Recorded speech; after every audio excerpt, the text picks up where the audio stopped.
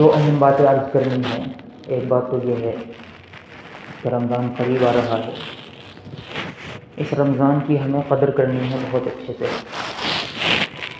ہم اس کی ناقدری اس طرح بھی کرتے ہیں کہ اپنے حافظوں کو مجبور کرتے ہیں کہ وہ تیز قرآن پڑھیں، اور پھر حافظ بھی ناقدری اس طرح کرتے ہیں کہ لوگوں کو راضی کرنے کے چکر میں ان کی واہ واہ لوٹنے کے لیے قرآن کو اتنا تیز پڑھتے ہیں، نہ انہیں خود سمجھ میں آتا ہے نہ پیچھے والوں کو سمجھ میں آتا ہے، حتیٰ کہ وہ پیچھے جو حافظ کھڑا ہے لقمے دینے کے لیے اسے بھی سمجھ میں نہیں آتا کیا پڑھا۔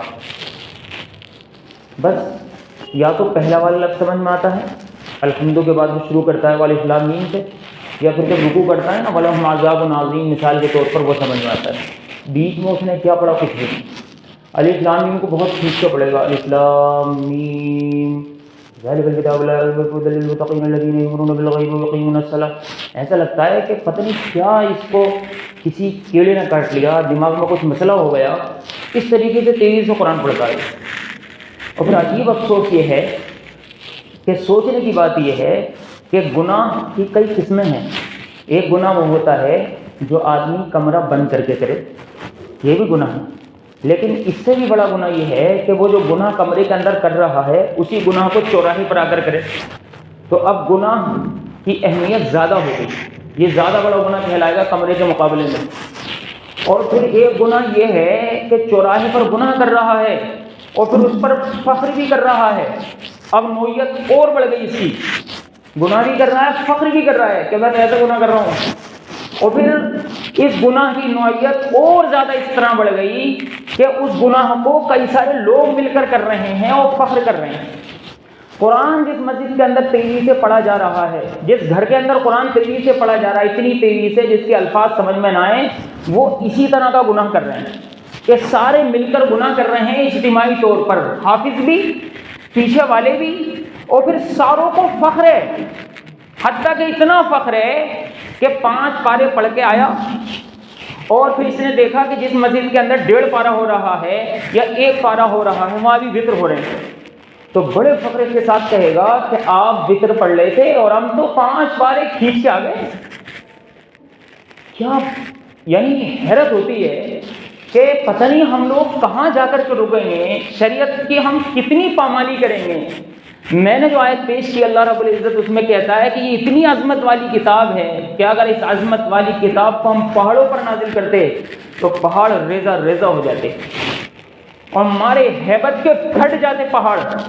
یہ تو اللہ رب العزت کا کرم، اس کا احسان ہے کہ اللہ رب العزت نے قرآن جیسی نعمت ہم جیسے لوگوں کو عطا فرما دی، یہ اس کا کرم ہے ہمارے اوپر۔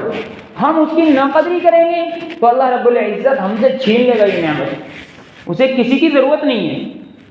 اس لیے میرے بھائیو یہ بہت اہم بات میں عرض کر رہا ہوں کہ ہم حافظ کو ٹورچر نہ کریں کہ وہ تیز قرآن پڑھے، اور بائی چانس ہمارے حافظ صاحب تیز پڑھ رہے ہیں تو اس سے اگلی ہماری ذمہ داری یہ ہے کہ جس طرح بلا وجہ کی باتوں پر ہم ٹوکا ٹاکی کرتے ہیں نا، بلا وجہ کی باتوں پر بھی آدمی ٹوکا ٹاکی کرتا ہے، اماموں کو حافظوں کو، جو باتیں بنتی نہیں ہیں ٹوکنے کی وہاں تو ٹوکا ٹاکی کرے گا، جو بات بنتی ہے ٹوکنے کی وہاں نہیں کرے گا۔ ارے حافظ صاحب تیز قرآن پڑھ رہے ہیں تو وہ کوئی فرشتے نہیں ہیں، غلطی ان سے بھی ہو سکتی ہے، انہیں پیار سے سمجھاؤ کہ بھئی ہم ایسا قرآن آپ کا نہیں سننے چاہتے۔ اور میں صاف لفظ میں کہہ رہا ہوں، میری بات ذرا تھوڑی سی سخت ہے لیکن حق بات کہنے میں کوئی جھجکنا نہیں چاہیے، بات وہی کہنی چاہیے جو سچ ہے اور حق ہے، دنیا کو کتنی بری لگے۔ یہ بہت اہم بات میں عرض کر رہا ہوں کہ اگر کسی کے اندر اتنی سکت نہیں ہے، اس کا دل نہیں چاہ رہا ہے کہ وہ قرآن آہستہ سن سکے، تو بھائی قرآن پڑھنا یا قرآن سننا تراویح کے اندر ایک ایسی سنت ہے کہ اگر اس سنت پر کوئی عمل کرے گا تو اسے ثواب ملے گا، اگر اس سنت پر کوئی عمل نہیں کرے گا تو کوئی بھی گناہ نہیں ہوگا۔ ایسی سنت کو زندہ کرنے کے لیے فرض کو ترک نہ کرو۔ کیوں؟ قرآن کو صحیح طریقے سے پڑھنا اور قرآن کو صحیح طریقے سے سننا یہ فرض ہے۔ اگر جلدی کی وجہ سے عین کی جگہ الف نکل رہا ہے، بڑے قاف کی جگہ چھوٹا قاف نکل رہا ہے، الفاظ کٹ رہے ہیں، چبا رہا ہے حافظ الفاظ کو، تو ایسا قرآن سننا گناہ ہے۔ اس سے کوئی ہمیں ثواب نہیں ملے گا بلکہ اس سے گناہ اور ہوگا۔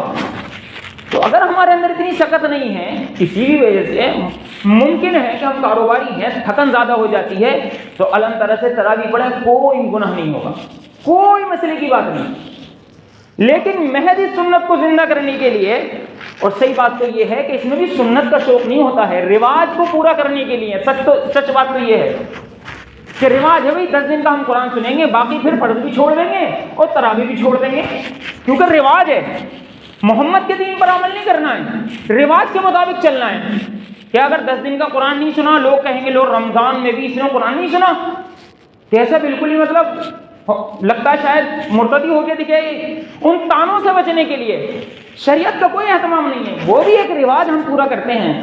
اس لیے خوب اچھی طرح اس بات کو سمجھیں کہ ہمیں ایسا نہیں کرنا، ہمیں ایسا حافظ لانا ہے جو آہستہ قرآن پڑھے۔ بائی چانس وہ تیز پڑھ رہا ہے تو اس کو سمجھانے کی ہم کوشش کریں۔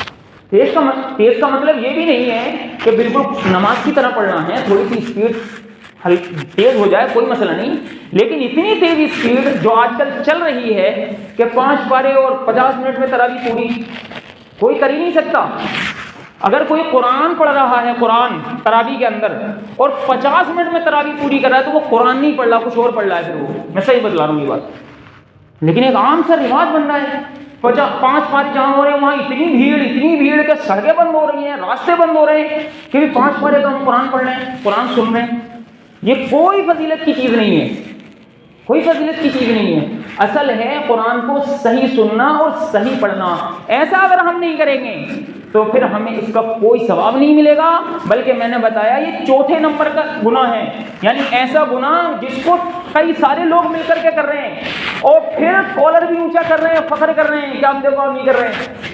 ویسے آج کل ہو رہا ہے نا ایسا، بھائی ٹی وی پر لڑکی آتی ہے اسکرٹ میں اور انڈر ویئر میں، اسے فخر ہے تبھی تو آ رہی ہے نا اسکرین پر، ننگا ہونے میں اسے فخر ہے۔ بالکل سیم ہم بھی فخر کر رہے ہیں گناہ کے اوپر مل کر کہ ہم دیکھو ایسا قرآن سن رہے ہیں جس میں نہ سننے والے کو پتا نہ سنانے والے کو پتا، اور فخر کر رہے ہیں تم سے پہلے پڑھ لی، تمہارا 1.5 پارہ ہوا ہے پھر بھی، اور ہم 5 پارے پڑھ کے آگے، 6 پارے پڑھ کے آگے، اور اجتماعی طور پر یہ گناہ ہو رہا ہے۔